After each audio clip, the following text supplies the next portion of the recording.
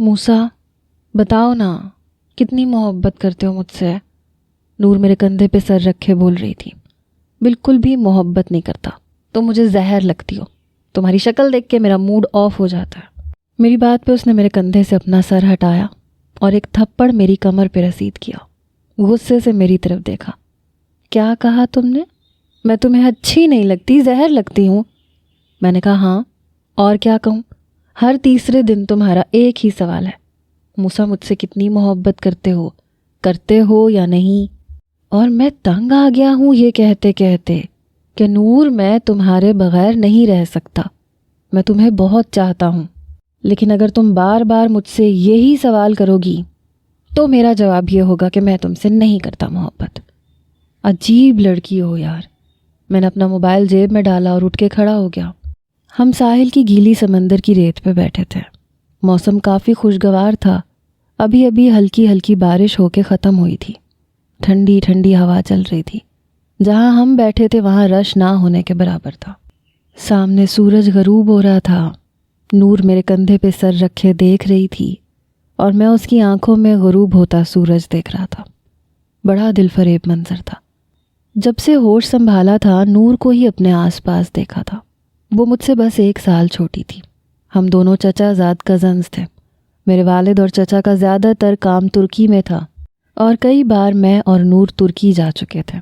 بس آنا جانا لگا رہتا تھا، لیکن ہمارا گھر یہیں تھا، کراچی میں۔ ہم دونوں ہی بہت زیادہ خوش مزاج قسم کے تھے، شرارتی تھے۔ ہر وقت ہنسی مذاق مستی یہ ہماری زندگی کا حصہ تھی۔ ہم دونوں ہی رچ فیملی سے تعلق رکھتے تھے۔ گھر میں کسی چیز کی کوئی کمی نہیں تھی۔ ملازمین ہر کام کے لیے موجود تھے۔ اسکول، کالج، یونیورسٹی، سب جگہ ہم ساتھ رہے۔ اس لیے میرا اور نور کا حال یہ تھا کہ ہم ایک دوسرے کے بغیر رہ ہی نہیں سکتے تھے۔ 4 دن بھی کبھی ایسے نہیں گزرے تھے جب میں نے نور کو نہ دیکھا ہو اور نور نے مجھے نہ دیکھا ہو۔ 2 دن میں ہی یا تو وہ میرے گھر پہنچ جاتی یا میں اس کے پاس۔ وہ مجھ سے ناراض ہوتی تو مجھے لگتا تھا کہ میرے لیے کوئی بھی چیز ایسی نہیں ہے جو دلچسپی کے لائق ہو۔ ہم اکٹھے گول گپے کھاتے تھے، بلکہ مقابلے میں کھاتے تھے۔ کبھی آئس کریم کھاتے تھے، شرط لگا کے گاڑی کی ریس لگاتے تھے۔ زندگی بے حد حسین تھی، اور اس وقت اور بھی زیادہ حسین ہو گئی جب میری اور نور کی منگنی ہوئی۔ اسے انگوٹھی پہناتے ہوئے میں نے بہت نخرے کیے تھے۔ جب بھی وہ ہاتھ آگے بڑھاتی میں انگوٹھی پیچھے کر لیتا۔ سب ہنسنے لگتے اور وہ مجھے غصے سے گھور کے دیکھ رہی تھی۔ میں نے اس کا ہاتھ پکڑ کے انگوٹھی پہنائی، پھر ہاتھ پکڑے ہی رکھا۔ وہ ہاتھ چھڑوانے کی کوشش کر رہی تھی۔ پہلی بار میں نے اس کے چہرے پہ شرم کے رنگ دیکھے تھے جو مجھے بہت اچھے لگ رہے تھے۔ ایک بار میں اپنے دوستوں کے ساتھ مری سوات کا پروگرام بنا بیٹھا۔ مجھے اپنے دوستوں کے ساتھ 15 دن کے لیے جانا تھا، اور وہ یوں رو رہی تھی جیسے میں کبھی واپس ہی نہیں آؤں گا۔ میں نے کہا میں گھومنے جا رہا ہوں نور، بارڈر پہ لڑنے نہیں جا رہا جو تم یوں رو رہی ہو۔ وہ کہنے لگی تم اتنے دن نہیں رہو گے، جلدی آ جاؤ گے۔ میں نے کہا اچھا آ جاؤں گا، اب جانے بھی دو۔ بہرحال میں اپنے دوستوں کے ساتھ چلا گیا۔ پیچھے سے ہر 1-2 گھنٹے کے بعد وہ مجھے کال کرتی اور اپنے دوستوں کے سامنے مجھے کچھ الگ سا فیل ہوتا۔ وہ سب مجھے عجیب نظروں سے دیکھ رہے تھے کہ ایسا بھی کیا ہے تمہاری منگیتر کو کہ ہر 2 گھنٹے بعد تم سے بات کرتی ہے۔ اب میں انہیں کیا بتاتا کہ ہم ایک دوسرے کے دیوانے ہیں۔ بہرحال وہاں جا کے میں نے نور سے بہت کم بات کی تھی۔ ایک بار ہم لوگ رات کے وقت سب دوست سوات میں باہر بینچوں پہ بیٹھے باتیں کر رہے تھے، مستیاں کر رہے تھے، جب میں نے قریب میں ایک بلی کو تڑپتے ہوئے دیکھا۔ میرے دوست بھی اسے دیکھنے لگے۔ پتہ نہیں اسے کیا ہوا تھا، وہ تڑپ رہی تھی، زمین پہ لوٹ پوٹ ہو رہی تھی۔ میرے بہت سے دوست کانوں میں بات کر کے ہنسنے لگے کہ اسے کیا ہوا ہے۔ کہنے لگے شاید اس کی ڈیلیوری ہونے والی ہے۔ یہ سن کے مجھے کچھ عجیب سا لگا۔ سب کی نظریں بلی پہ تھیں۔ میں نے اپنی جیکٹ اتاری اور اس بلی کے پاس آ کے اس پہ پھینک دی۔ سب کہنے لگے یہ تم کیا کر رہے ہو، پاگل ہو گئے ہو کیا؟ میں نے کہا یہ ایک جاندار ہے، یہ تڑپ رہی ہے، مجھے کچھ ہو رہا ہے، میں کسی کو اپنے سامنے یوں تڑپتے ہوئے نہیں دیکھ سکتا۔ میرے سب دوست کہنے لگے یار لائیو کچھ دیکھنے کا موقع مل رہا تھا تو دیکھنے دیتے۔ میں نے کہا کسی جاندار کی بے بسی کو مزے لے کے دیکھنا یہ کیا تم لوگوں کو اچھا لگتا ہے؟ ایک اور دوست کہنے لگا تو پھر کیا ہوا، وہ کون سا سچ مچ کی عورت ہے؟ میں نے کہا ہے تو جاندار۔ میرا دل ایسا ہی تھا، اپنے سامنے کسی کو تکلیف میں دیکھ کے مجھے کچھ ہونے لگتا تھا۔ بہرحال مجھے ابھی آئے ہوئے 8 دن ہوئے تھے جب مجھے نور کی کال آنے لگی، کہنے لگی مجھے بخار ہو رہا ہے، میری طبیعت ٹھیک نہیں ہے، تم جلدی آ جاؤ۔ میں نے کہا تو گھر میں کوئی ملازم نہیں ہے جو تمہیں ڈاکٹر کے پاس لے جائے؟ کہنے لگی مجھے تمہاری وجہ سے بخار ہو رہا ہے، بس مجھے نہیں پتا، تم آ جاؤ واپس، یہ نہ ہو میں تمہارے لیے مر جاؤں پھر تمہیں واپس آنا پڑے۔ میں نے فون بند کر دیا۔ اس وقت میں اپنے دوستوں کے ساتھ تھا۔ میں جانتا تھا کہ جان بوجھ کے مجھے بلیک میل کر رہی ہے۔ نور کے میسیجز آنے لگے، میں تم سے ناراض ہوں، میں بالکل بھی بات نہیں کروں گی، تم یہیں رہو جب تک تمہارا دل چاہتا ہے، واپس آؤ گے تو میری شکل بھی دیکھنے کو نہیں ملے گی۔ حالانکہ میں جانتا تھا کہ مجھے دیکھے بنا اس کا بھی گزارا نہیں ہے اور وہ مجھ سے زیادہ دیر تک ناراض بھی نہیں رہ سکتی، لیکن پھر بھی مجھے اس رات ٹھیک سے رہا نہیں گیا۔ میں راتوں رات مری کے لیے روانہ ہوا، پھر وہاں سے اسلام آباد گیا، فلائٹ پکڑی اور سیدھا کراچی۔ لیکن رات کے تقریباً 2 بجے میں گھر پہنچا، وہاں سے گاڑی نکال کے سیدھا نور کے گھر پہنچ گیا۔ حالانکہ تیز بارش ہو رہی تھی۔ گاڑی سے باہر نکل کے میں نے نور کو فون کیا، کہنے لگی مجھ سے بات نہیں کرو، آئی ہیٹ یو۔ مجھے سمجھ میں آ گیا تمہیں مجھ سے زیادہ اپنے دوستوں سے محبت ہے۔ میں نے کہا اچھا سوری نا۔ کہنے لگی اب دیکھو مجھے فلاور بھیجنے کی غلطی نہیں کرنا، میں کسی اور کے ہاتھوں سے نہیں لوں گی، اور نہ میں کیک لوں گی اور نہ سوری کا کارڈ لوں گی، میں ایسا کچھ بھی نہیں لوں گی۔ میں نے کہا باہر تو دیکھو۔ کہنے لگی باہر بہت تیز بارش ہے، میں گیلی ہو گئی تو اور بیمار ہو جاؤں گی۔ میں نے کہا اچھا کیا میرے لیے اتنا بھی نہیں کر سکتی؟ کہنے لگی تم کون سا باہر کھڑے ہوگے میرے انتظار میں، مجھے پتا ہے تم اتنے اچھے نہیں ہو۔ لیکن جیسے ہی وہ گیلری میں آئی، مجھے گاڑی سے ٹیک لگائے کھڑے دیکھا، بارش میں بھیگتے دیکھا، تو موبائل اس کے ہاتھ سے گرا تھا۔ شاید وہ مجھ سے یہ ایکسپیکٹ کر ہی نہیں رہی تھی۔ مجھے دیکھ کے اس کی آنکھیں حیرت سے پھٹی۔ کہنے لگی موسیٰ یہ کیا حرکت ہے؟ میں نے کہا باہر آؤ۔ وہ فوراً بھاگتے ہوئے باہر آئی، مین دروازہ کھولا، بھاگ کے میرے پاس آ گئی۔ کہنے لگی تم رات کو یہاں پہ؟ میں نے کہا تم ناراض جو تھی، میرا دل ہی نہیں لگا اس لیے میں واپس آ گیا۔ اسے شاید اپنی آنکھوں پہ یقین نہیں آ رہا تھا، مسکرائے جا رہی تھی، آنکھوں سے آنسو بہہ رہے تھے اور مجھے دیکھے جا رہی تھی۔ کہنے لگی مجھے نہیں پتا تھا تم مجھ سے اتنی محبت کرتے ہو۔ میں نے کہا اچھا ٹھیک ہے، بس یہی بتانے آیا تھا کہ میں آ گیا ہوں، فون پہ بتاتا تو تمہیں یقین نہیں آنا تھا، اب جاؤ واپس۔ کہنے لگی آ جاؤ اندر، تمہارے آنے پہ پابندی تھوڑی ہے۔ میں نے کہا نہیں ابھی نہیں، تم جاؤ۔ وہ جا چکی تھی۔ کچھ دن بعد میرے والدین اور خاص طور پہ میرے والد کہنے لگے کہ میں چاہتا ہوں کہ تمہاری شادی کر دوں۔ میری ایک بہن تھی، وہ بیرون ملک میں ہوتی تھی، وہ شادی ہو کے وہیں چلی گئی تھی۔ کہنے لگے کہ 4 مہینے بعد علینا نے بھی آنا ہے، تو تبھی تمہاری شادی ہم نور سے کر دیں گے۔ مجھے بھلا کیا اعتراض ہونا تھا۔ بہرحال زندگی بس یوں ہی گزر رہی تھی۔ 2 مہینے اور گزر گئے۔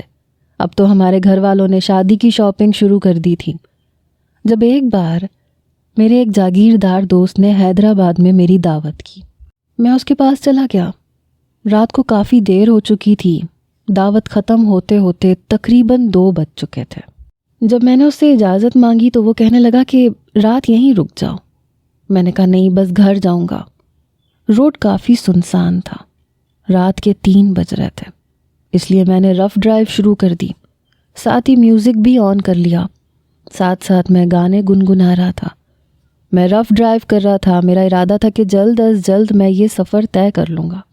گاڑی کی سپیڈ میں اس قدر زیادہ بڑھا چکا تھا کہ جیسے گاڑی نہیں چلا رہا، جہاز چلا رہا ہوں۔ تبھی مجھے ایسے لگا جیسے سامنے سے کوئی کتا گزرا ہے۔ میں نے جلدی سے بریک لگانی چاہی، لیکن گاڑی کی سپیڈ اتنی تیز تھی کہ میں کتے کے بے حد قریب پہنچ گیا۔ مجھے کچھ نہیں سوجا تو میں نے ایک دم گاڑی کو موڑ دیا۔ عین اسی وقت پتہ نہیں کون میری گاڑی کے سامنے آیا، میں دیکھ نہیں پایا۔ گاڑی اس کو بہت برے طریقے سے ہٹ کر گئی کہ وہ اچھل کے بہت دور جا کے روڈ پہ گرا۔ وہ شاید کوئی شخص تھا۔ میری تو جان نکلی۔ میں بہت بری طرح سے گھبرا گیا تھا۔ میں بہت زیادہ ڈر گیا تھا۔ اتنی سنسان جگہ پہ کون تھا؟ میں اس قدر گھبرایا ہوا تھا کہ سمجھ نہیں پا رہا تھا کہ مجھے گاڑی آگے بڑھا کے چلے جانا چاہیے یا رک کے دیکھنا چاہیے۔ پہلے تو میں جلدی سے گاڑی سے باہر نکلا، دیکھا تو کوئی کالی شال میں تھا، پوری شال اس پہ گر چکی تھی، لیکن جیسے ہی میری نظر اس کے آس پاس پڑی تو خون ہی خون تھا، اور اتنا خون دیکھ کے مجھے کچھ ہونے لگا تھا۔ پتہ نہیں کیوں مجھے خون سے خوف آتا تھا، میری بے چینی عروج پہ چلی جاتی تھی، میں کسی کا بہتا ہوا خون نہیں دیکھ سکتا تھا۔ مجھ پہ ایک عجیب سی ہیبت طاری ہونے لگی۔ میں جلدی سے اپنی گاڑی میں بیٹھا اور فوراً گاڑی چلا کے اپنے بنگلے پہ پہنچ گیا۔ میرے بنگلے اور اس سڑک کی مسافت بس 1 گھنٹے کی تھی۔ میں بڑی بدحواسی میں گھر پہنچا تھا۔ چوکیدار نے دروازہ کھولا، گاڑی میں نے پورچ میں کھڑی کی اور سیدھا اپنے کمرے میں آ گیا۔ اپنے کمرے میں بیٹھ کے میرے پسینے چھوٹنے لگے۔ یہ کیا ہو گیا تھا مجھ سے؟ یہ کیا کر بیٹھا تھا میں؟ پتہ نہیں وہ کون تھا جس کا اتنا خون بہہ چکا تھا۔ یقیناً وہ زندہ نہیں ہوگا، وہ مر چکا ہوگا۔ اس خوف نے تو جیسے میری جان نکال لی تھی۔ میں جلدی سے کھڑا ہو گیا، واش روم میں جا کے شاور لیا اور باہر آ گیا، لیکن بے چینی میرا چین چھین چکی تھی۔ میں جلدی سے زینہ اتر کے نیچے آیا، کچن میں گیا، فریج کھول کے پانی پیا۔ ایسا لگ رہا تھا جیسے حلق بہت زیادہ خشک ہو چکا ہے، ابھی بھی میرے ماتھے پہ پسینہ تھا۔ پھر مجھے احساس ہوا کہ میں نے غلط کر دیا۔ مجھے اسے گاڑی میں بٹھا کے ہاسپٹل لے کے جانا چاہیے تھا۔ جہاں یہ ایکسیڈنٹ ہوا تھا وہاں دور تک دیہی آبادی تھی، کیونکہ لائٹس جلتی نظر آ رہی تھیں، تو ہاسپٹل بھی یقیناً ہوں گے۔ میں دوبارہ باہر آیا جہاں چوکیدار بیٹھا سگریٹ پی رہا تھا۔ مجھے دیکھ کے میرے پاس آ گیا، کہنے لگا صاحب جی کیا ہوا؟ آپ بہت پریشان لگ رہے ہیں۔ میں نے کہا کچھ نہیں، دروازہ کھولو۔ میں دوبارہ سے اپنی گاڑی میں بیٹھا اور پھر تیز رفتاری سے اسی جگہ پہنچا، لیکن جب گاڑی سے اتر کے دیکھا تو وہاں کوئی نہیں تھا، البتہ خون ضرور پڑا ہوا تھا۔ شاید اسے ہاسپٹل لے جایا گیا تھا۔ میری بے چینی کا یہ عالم تھا کہ پتہ نہیں مجھے کیا ہو جائے گا۔ میں قریبی ہاسپٹل میں آ گیا، گو کہ اس ہاسپٹل میں ایسا کوئی ایمرجنسی کیس نہیں آتا، البتہ وہاں پہ موجود ایک سرکاری ہاسپٹل بھی تھا۔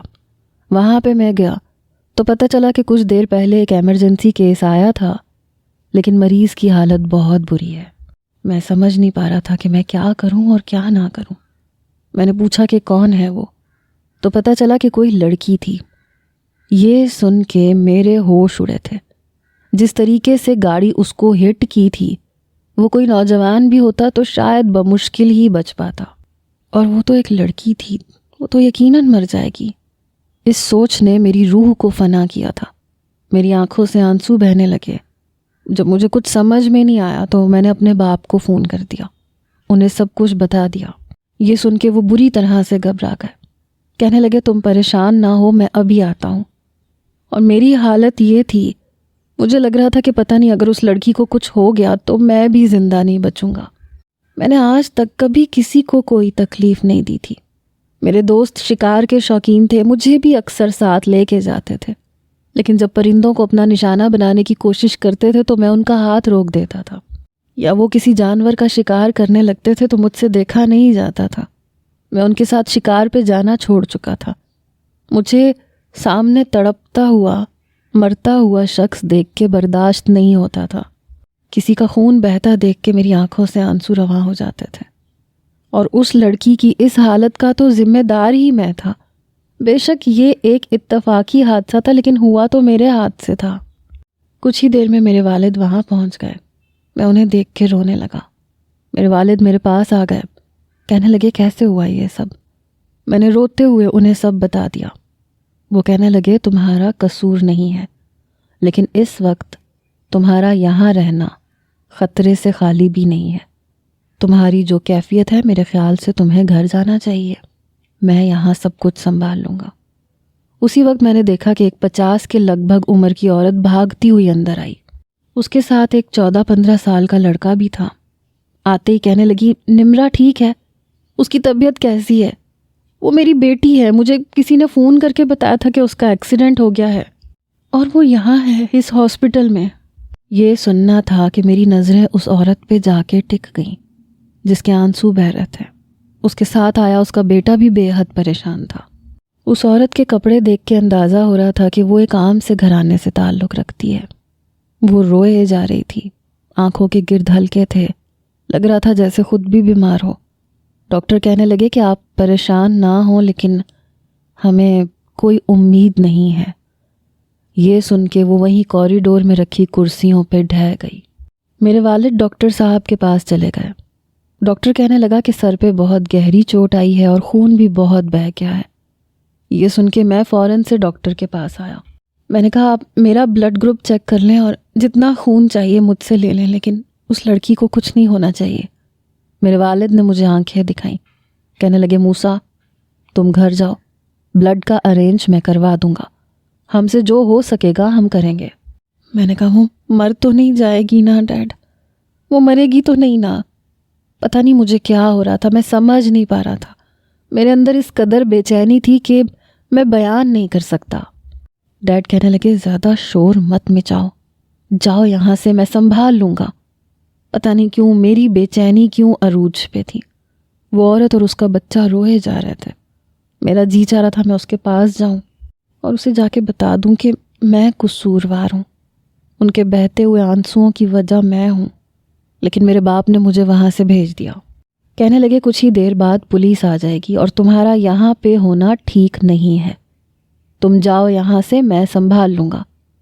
میں کیسے گھر گیا یہ میں جانتا تھا، لیکن میرا ضمیر مجھے ملامت کر رہا تھا۔ میں نے کیوں تیز ڈرائیو کی؟ یہ میری پہلی غلطی تھی، اور پھر میں اس لڑکی کو اسی حالت میں چھوڑ کے واپس گھر آ گیا، یہ میری دوسری غلطی تھی۔ ہو سکتا ہے میں وقت پہ اسے لے جاتا تو وہ بچ جاتی۔ کتنا خون بہہ گیا اس کا، اگر اسے کچھ ہو گیا تو شاید یہ پچھتاوا مجھے ساری زندگی رہے گا، یہ مجھے چین نہیں لینے دے گا۔ جب میں گھر گیا تو میری والدہ لاؤنج میں ہی موجود تھیں، مجھے دیکھ کے میرے پاس آ گئیں۔ اپنی ماں کو دیکھ کے میں اپنا رہا سہا ضبط بھی کھو چکا تھا۔ شاید میرے ڈیڈ انہیں سب کچھ بتا چکے تھے۔ میں اپنی والدہ کے گلے لگ گیا، رونے لگا۔ میں نے کہا موم وہ مر جائے گی۔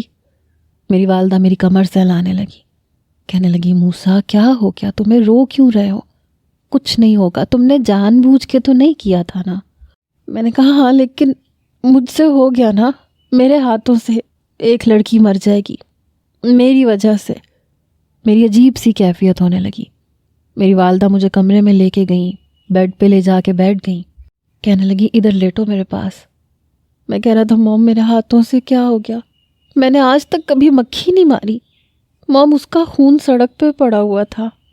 میری آنکھوں کے سامنے ابھی بھی وہی منظر گھوم رہا تھا۔ میری والدہ میرا ماتھا چومنے لگیں، کہنے لگی موسیٰ میری جان، میرے بچے، دیکھو جو کچھ ہوا ہے وہ حادثہ ہے، تم نے جان بوجھ کے تو نہیں مارا نا؟ میں نے کہا میں کتے کو بچا رہا تھا کہ کہیں وہ میری گاڑی سے ٹکرا کے مر نہ جائے، مجھے نہیں پتا تھا میں کسی انسانی جان کو اس کنڈیشن میں پہنچا دوں گا۔ میری والدہ بھی بہت رو رہی تھیں، میری آنکھوں سے آنسو بہے جا رہے تھے۔ میری والدہ مجھے سمجھانے لگیں، تسلیاں دینے لگیں کہ دیکھو یہ ایک حادثہ ہے۔ میں نے کہا وہ بچ تو جائے گی نا، اگر وہ مر گئی تو میں زندگی بھر خود کو معاف نہیں کر پاؤں گا۔ میری والدہ میرے سر پہ ہاتھ پھیرنے لگی، کہنے لگیں بیٹا کچھ نہیں ہوگا اسے، اللہ تعالیٰ اسے لمبی عمر اور صحت دے دے گا۔ مجھے ڈاکٹر کی بات یاد آنے لگی جو کہہ رہا تھا کہ ہمیں 5% بھی امید نہیں ہے۔ بہرحال کچھ دیر کے لیے میری آنکھ لگی، لیکن پھر سے ایسے لگا کہ میری گاڑی سے وہ دوبارہ سے ٹکرائی ہے۔ میں ہڑبڑا کے اٹھ بیٹھا۔ میری والدہ میری بگڑتی حالت دیکھ کے پریشان ہو رہی تھیں۔ دن کی روشنی پھیل گئی تھی۔ وہ کہنے لگیں کیا ہوا ہے تمہیں؟ میں نے کہا ڈیڈ کا فون آیا، کیا کہہ رہے ہیں، وہ بچ تو گئی ہے نا؟ کہنے لگی ہاں بچ گئی ہے، اسے ایک پرائیویٹ ہاسپٹل میں شفٹ کروا دیا گیا ہے۔ میں نے پوچھا کس ہاسپٹل میں؟ میری والدہ نے ہاسپٹل کا نام بتا دیا۔ میں اٹھ کے منہ ہاتھ دھو کے بنا ناشتہ کیے اس ہاسپٹل میں پہنچ گیا۔ وہاں جا کے جو خبر مجھے ملی وہ میرے ہوش اڑا دینے کے لیے کافی تھی۔ اس لڑکی کی دونوں ٹانگیں بری طرح سے متاثر تھیں، سر پہ بہت گہری چوٹ آئی تھی۔ ڈاکٹر نے اس کی دونوں ٹانگیں گھٹنوں کے نیچے سے کاٹ دی تھیں کیونکہ وہ بہت زیادہ برے طریقے سے ڈیمیج ہو چکی تھیں۔ اگر وہ نہ کاٹتے تو اسے بہت نقصان ہو جاتا۔ یہ سن کے مجھے لگا جیسے میرا دل دھڑکنا بھول گیا۔ وہ ابھی بھی ICU میں بے ہوش پڑی تھی اور اس کی والدہ بلک بلک کے رو رہی تھی۔ میں مرے مرے قدم اٹھاتا ہوا ان کے پاس جا کے کھڑا ہو گیا۔ یہ دیکھ کے انہوں نے اپنے آنسو صاف کیے، لیکن میری آنکھوں سے آنسو بہہ رہے تھے۔ کہنے لگی بیٹا کیا کام ہے؟ وہ بہت مشکل سے اپنے آنسو ضبط کر کے مجھ سے پوچھنے لگی۔ میں نے کہا آپ کی بیٹی کا ایکسیڈنٹ میری گاڑی سے ہوا تھا۔ یہ کہتے ہوئے میں پھوٹ پھوٹ کے رونے لگا۔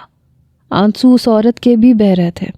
مجھے لگا وہ مجھے بددعائیں دے گی، میرا گریبان پکڑ کے جھنجھوڑ کے رکھ دے گی کہ میں نے اس کی بیٹی کے ساتھ یہ ظلم کیوں کر دیا۔ لیکن اس نے کچھ نہیں کہا۔ وہ وہیں پر اپنا بے جان وجود لیے کرسی پہ بیٹھ گئی۔ اس کا بیٹا مجھے دیکھے جا رہا تھا۔ اس سے پہلے کہ وہ مجھ سے کچھ کہتا، اس کی ماں نے اس کا ہاتھ پکڑ لیا۔ کہنے لگی رامیز بیٹھ جاؤ۔ یہ سن کے وہ بچہ چپ چاپ اپنی ماں کے پاس بیٹھ گیا۔ میں ہاتھ جوڑ کے اس عورت کے سامنے گھٹنوں کے بل بیٹھ گیا۔ میں نے کہا میں نے جان بوجھ کے نہیں کیا، لیکن اس نے کوئی جواب نہیں دیا۔ میرے ڈیڈ اسی وقت باہر آئے، مجھے یوں اس عورت کے سامنے ہاتھ جوڑے گھٹنوں کے بل بیٹھے دیکھ کے میرے پاس آ گئے۔ میرے کندھے پہ ہاتھ رکھا، کہنے لگے اٹھو یہاں سے، وہ لڑکی اب خطرے سے باہر ہے۔ پھر ان لوگوں سے کہنے لگے آپ لوگ پریشان نہ ہوں، میں اس کا مکمل علاج کرواؤں گا۔ لیکن وہ کچھ بول نہیں رہی تھی، وہ بس روئے جا رہی تھی۔ بہرحال میں ہاسپٹل سے گھر واپس نہیں گیا، میں وہیں کھڑا رہا۔ میرے والد نے کہا کہ میری بات ہو چکی ہے اس کی ماں سے۔ اس کی ماں اس بات پہ مان گئی ہیں کہ ہم اس کی بیٹی کا مکمل علاج کروائیں گے، تو وہ کیس نہیں کریں گی، اور ویسے بھی وہ کیس نہیں کر سکتے، غریب سے لوگ ہیں، سمجھوتے کے لیے بھی تیار ہیں۔ تم فکر مت کرو، میں سب کچھ ٹھیک کر لوں گا، تم گھر جاؤ، جا کے سو جاؤ۔ میں نے کہا نہیں، مجھے نیند نہیں آ رہی، مجھے چین ہی نہیں آ رہا۔ میں اسی ہاسپٹل میں کھڑا رہا۔ کچھ دیر بعد وہ بچہ پانی کی ایک بوتل لے کے آیا، اپنی والدہ سے کہنے لگا امی یہ پانی پی لیں، آپ نے کل سے پانی کا ایک گھونٹ تک نہیں پیا۔ لیکن وہ روئے جا رہی تھیں۔ کہنے لگی ایک ہی تو سہارا تھا ہمارا، نمرا، تمہارے باپ کے جانے کے بعد ایک وہی تو تھی جس نے سنبھال رکھا تھا سب کو۔ پتہ نہیں میری بچی کو کیا ہو گیا، اتنا بڑا امتحان کیسے دے گی، ساری زندگی معذوری کے ساتھ کیسے گزارے گی۔ مجھے لگ رہا تھا سارا قصور میرا ہے، لیکن اتنا حوصلہ نہیں تھا کہ میں جا کے اس کی روتی ہوئی ماں کو تسلی دے دوں۔ کچھ دیر بعد نور اسی ہاسپٹل میں آئی، ادھر ادھر دیکھ کے مجھے ڈھونڈ رہی تھی۔ اسے دیکھ کے میں نے اپنے آنسو صاف کیے اور اس کے پاس آ گیا۔ کہنے لگی موسیٰ یہ کیا ہو گیا، تم نے مجھے فون کر کے بتایا تک نہیں، کیسے ہو گیا یہ سب کچھ؟ مجھے تو تائی اماں کے منہ سے پتہ چلا۔ میری آنکھوں میں ابھی بھی آنسو تھے۔ میں نے کہا مجھے خود کی ہوش نہیں تھی، تمہیں کیا فون کرتا؟ کہنے لگی اچھا تم پریشان نہ ہو، سب ٹھیک ہو جائے گا۔ میں نے اس کی والدہ اور بھائی کی طرف اشارہ کیا۔ میں نے کہا مجھ میں تو حوصلہ نہیں ہے آگے جا کے ان کے آنسو صاف کر سکوں۔ نور خدا کے لیے تم جاؤ، جا کے انہیں تسلی دو، میں نے اچھا نہیں کیا۔ وہ کہنے لگی موسیٰ جو کچھ ہوا ہے ایک اتفاقی حادثہ ہے، خود پہ بار بار الزام مت لگاؤ پلیز، میں جاتی ہوں، جا کے بات کرتی ہوں۔ وہ اس کی والدہ کے پاس جا کے بیٹھ گئی، ان سے باتیں کرنے لگی، تسلی دینے لگی، لیکن وہ کوئی جواب نہیں دے رہی تھی، اور ان کی چپ مجھے اندر سے مار رہی تھی، میری بے چینی کو بڑھا رہی تھی۔ وہ مجھے برا بھلا کہہ لیتی، اپنے دل کی بھڑاس نکال لیتی تو مجھے تکلیف نہ ہوتی، کیونکہ میں اسی لائق تھا۔ رات کو اس لڑکی کو روم میں شفٹ کر دیا گیا، اس کی والدہ اور اس کا بھائی کمرے میں جا چکے تھے۔ میری ابھی تک اتنی ہمت نہیں تھی کہ میں جا کے اسے دیکھ سکتا۔ میرے والد نے کہا کہ یہاں ہاسپٹل کا اسٹاف بہت اچھا ہے، یہاں کسی کو بھی رکنے کی ضرورت نہیں ہے، جو بھی بات ہوگی ڈاکٹر مجھے فون پہ بتا دے گا، اس لیے اب ہمیں گھر چلنا چاہیے۔ نور بھی مجھ سے یہی کہنے لگی کہ گھر چلو۔ میں واپس گھر آ گیا۔ میری والدہ نے میری پسند کا کھانا بنایا تھا، کیونکہ میں نے ٹھیک سے کچھ بھی نہیں کھایا تھا۔ میری والدہ کہنے لگی چلو بیٹھو، کھانا کھاؤ بیٹا، دیکھو وہ بچ گئی ہے نا۔ میں نے کہا بچ گئی ہے موم؟ وہ کسی زندہ لاش کی طرح بچی ہے۔ میری والدہ کہنے لگی تم بہت زیادہ حساس ہو کے سوچ رہے ہو، کتنے ہی نوجوان ایسے ہیں ان کے ہاتھ سے ایسے حادثے ہو جاتے ہیں لیکن وہ پلٹ کے دیکھتے تک نہیں ہیں۔ لوگ مر جاتے ہیں اور وہ اپنی گاڑی آگے بڑھا کے لے جاتے ہیں، کسی کو پتہ نہیں چلتا کہ وہ کون ہے۔ پتہ چل بھی جائے تو چند پیسوں سے منہ بند کروا دیتے ہیں۔ ہم تو پھر اس لڑکی کا علاج کروا رہے ہیں، جو بھی ہوگا کر دیں گے ہم آگے بھی۔ تم کیوں اتنا زیادہ سوچ رہے ہو؟ چلو کھانا کھاؤ۔ میری والدہ نے میری پلیٹ میں بریانی ڈال کے دی۔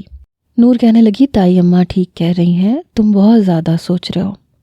جیسے ہی میں بریانی کھانے لگا تو مجھے اس بچے کی یاد آنے لگی جو اپنی ماں کو پانی کا ایک گھونٹ پلانے کے لیے منت سماجت کر رہا تھا، پر وہ پانی نہیں پی رہی تھی۔ کچھ نہیں کھایا تھا اس ماں بیٹے نے، اس بچے کے ہونٹ بھی خشک تھے۔ پتہ نہیں میں نے کیا کر دیا تھا۔ سامنے رکھی بریانی، چکن ٹکا، چکن کڑھائی، گوشت کا سالن، مجھے کچھ بھی اچھا نہیں لگ رہا تھا۔ میں نے چمچ منہ میں ڈالنے کے لیے اٹھایا لیکن ڈال نہیں پایا۔ میں نے واپس پلیٹ میں رکھ دیا۔ میں نے کہا مجھ سے نہیں کھایا جائے گا، مجھے نہیں ہے بھوک۔ یہ کہہ کے میں اپنے کمرے میں چلا گیا۔ میری والدہ کہنے لگیں پتہ نہیں اس لڑکے کو کیا ہو گیا ہے، سمجھا سمجھا کے تھک گئی ہوں اور یہ کچھ بھی سمجھنے کو تیار ہی نہیں ہے۔ میں چند گھنٹے اپنے کمرے میں ہی بیٹھا رہا۔ نور بھی واپس جا چکی تھی، سب سو چکے تھے، پر مجھے نیند نہیں آ رہی تھی۔ بار بار یہ خیال آ رہا تھا کہ پتہ نہیں نمرا کی والدہ اور اس کے بھائی نے کچھ کھایا کہ نہیں۔ میں اٹھا، کچن میں اوون میں کھانا گرم کیا، ایک ٹفن باکس میں ڈالا اور گاڑی نکال کے ہاسپٹل چلا گیا۔ دیکھا تو وہ دونوں ماں بیٹے کوریڈور میں کرسیوں پہ بیٹھے تھے، آنکھیں بند کیے ہوئے تھے۔ میں ان کے پاس جا کے بیٹھ گیا۔ میں نے کہا آنٹی۔ میری ایک پکار پہ اس نے فوراً سے آنکھیں کھولیں۔ ان کا بیٹا انہی کی گود میں سر رکھے سویا ہوا تھا۔ میں نے کہا آپ کمرے میں کیوں نہیں گئیں، آپ یہاں کیوں بیٹھی ہیں؟ میری بات سن کے بڑی عجیب نظروں سے انہوں نے مجھے دیکھا۔ کہنے لگیں اپنی بیٹی کی حالت مجھ سے دیکھی نہیں جاتی، مجھے لگتا ہے میرا دل پھٹ جائے گا۔ وہ بڑے ضبط سے یہ سب کہہ رہی تھیں، لگ رہا تھا ابھی ان کی آنکھوں میں چمکنے والے آنسو چھلک پڑیں گے۔ میں نے موضوع بدلا، میں نے کہا میم آپ کے لیے کھانا لایا ہوں، پلیز تھوڑا سا کھانا کھا لیں۔ کہنے لگی نہیں مجھے بھوک نہیں ہے۔ میں نے کہا مجھے معاف نہیں کر سکتی؟ بخدا میں نے جان بوجھ کے نہیں کیا، ابھی بھی میری آنکھوں میں آنسو تھے۔ کہنے لگی میں نے معاف کر دیا ہے، شاید یہ میری بیٹی کی قسمت میں تھا تو ہو گیا۔ میں نے جلدی سے ٹفن کھولا، وہ لڑکا بھی اٹھ گیا تھا، مجھے دیکھنے لگا۔ میں نے کہا پلیز یہ تھوڑا سا کھا لیں ورنہ مجھے چین نہیں آئے گا۔ میں نے ایک ٹفن ان کی طرف بڑھا دیا جس میں بریانی تھی۔ وہ کہنے لگیں بیٹا میرے حلق سے نہیں اترے گا۔ پھر اپنے بیٹے سے کہنے لگیں رمیز بیٹا تم کھا لو۔ وہ بچہ شاید شدت بھوک کی وجہ سے انکار نہیں کر پایا، اس نے ٹفن پکڑا اور کھانا کھانے لگا۔ میں نے دوسرا ٹفن کھولا، روٹی نکالی، سالن سے لگا کے نوالا خاتون کے منہ کے قریب کیا۔ ان کے آنسو بہہ رہے تھے۔ میں نے کہا پلیز کھا لیں۔ شاید میری منت سماجت کا اس خاتون پہ اثر ہوا۔ نوالا انہوں نے میرے ہاتھ سے لے کے اپنے منہ میں ڈال دیا۔ کہنے لگی میری بچی میری خاطر بھوکی پیاسی گھر سے نکلی تھی، مجھے بہت تیز بخار تھا اور میں بخار سے کانپ رہی تھی۔ میں نے اسے کہا بھی تھا کہ رک جاؤ، صبح ہوتے چلی جانا، ڈاکٹر کو بلا کے لے آنا، لیکن کہنے لگی نہیں میں رکشہ لے کے آتی ہوں، مین روڈ سے مل جائے گا رکشہ۔ مجھے کیا پتا تھا وہ میرے لیے رکشہ لینے جائے گی اور خود بستر پہ پڑ جائے گی۔ یہ کہتے ہوئے وہ دوپٹے سے آنسو صاف کرنے لگی۔ چند نوالے بمشکل انہوں نے کھائے، وہ بھی میرے کہنے پہ، لیکن اس کے بعد کہنے لگیں کہ بس بیٹا اور نہیں کھایا جائے گا۔ ابھی ہم باتیں کر ہی رہے تھے جب نمرا کے کمرے سے دل خراش